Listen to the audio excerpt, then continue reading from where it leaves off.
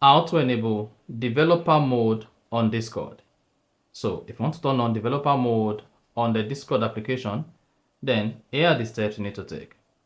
So if at the end of this you find this helpful and informative, please don't forget to like and then subscribe. First, you need to go ahead and open the Discord application on your phone.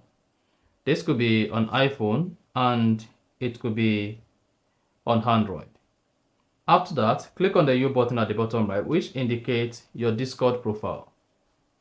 Locate and click on the settings icon at the top right, just once. Now you want to scroll down until you get to advanced. That is under app settings. Click on advanced.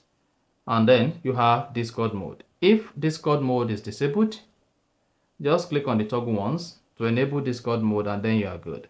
So that's how to turn on or enable Discord mode. If you found this helpful and informative, please don't forget to like and then subscribe.